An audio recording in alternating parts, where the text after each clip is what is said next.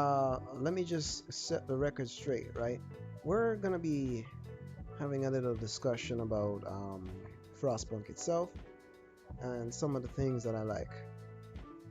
So let me just set the mood a little bit more uh, and get things moving a little slower. So here is the deal as to, I did a we spoke a little bit earlier about Frostpunk, but I'm gonna say something straight up about some things that I saw in the I was looking back at the page where it speaks about the DLC. So it says the edge symbolizes the cross between what has been in the past and what's new to come. Although the Society of New London, the city believed to be the last one on Earth, has survived, it doesn't mean the struggle is over. The people face new challenges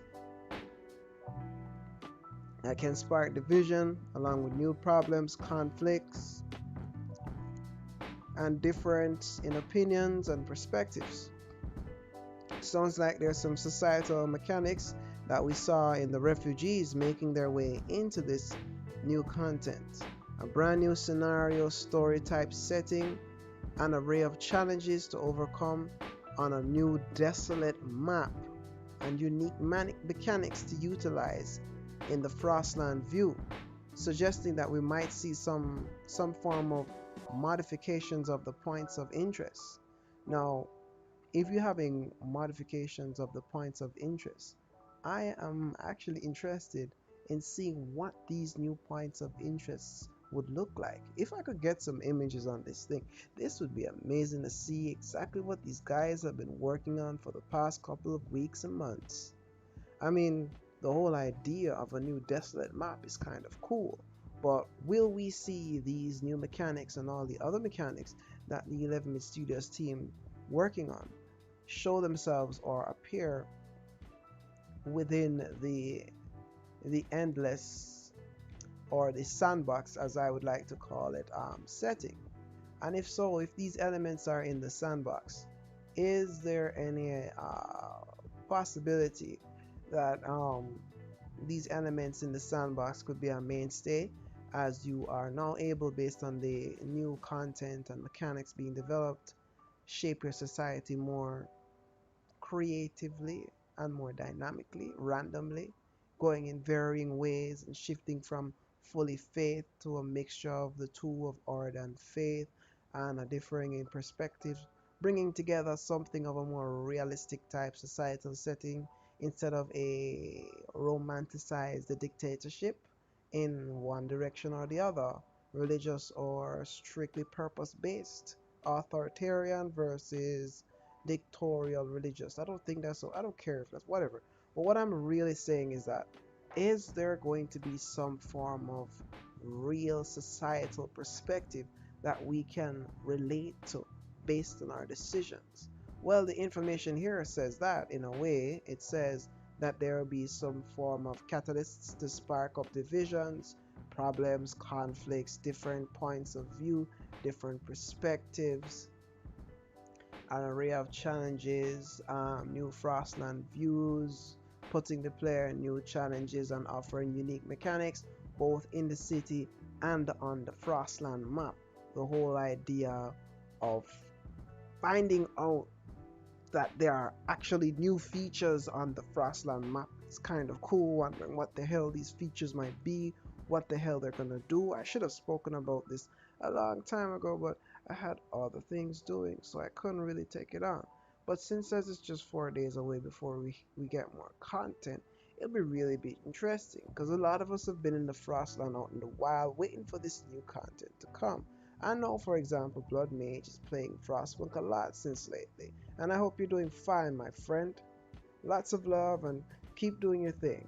But back to this whole idea of this Frostland experience and this on the edge and these new stories and this different city mechanics.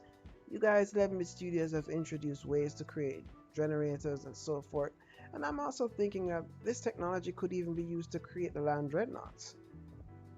The generator stack and the land dreadnought stack kind of looks the same. So I mean, why not, try and reuse some of the assets in varying ways to add to the exploration and expedition? Because if you're going to look at exploration and surviving of the storm and going out and finding out there are other people out there, why not find ways to establish trade mechanics? Unless the new mechanics and new points of view on the Frostland map could mean that the trading post might somehow serve some form of purpose again.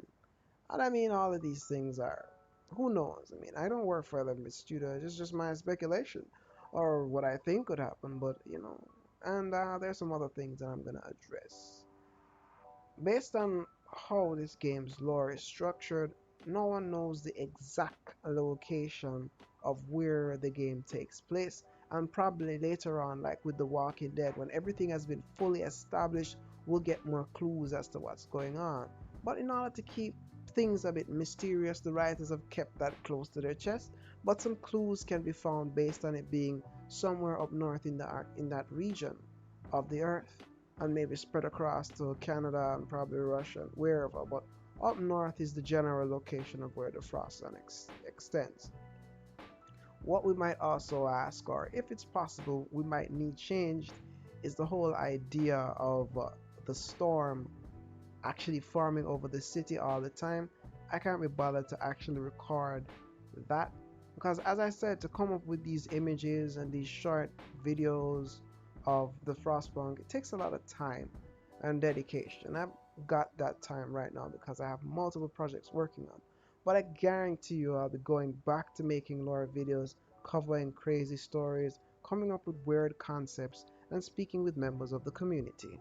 And if you want to go live on Jusayin Lore's channel, I have returned from the Frostland and I'm willing to accept questions, as me and the scouts have found a lot of information and we have a lot of ideas as what kind of crazy shit is going on out there.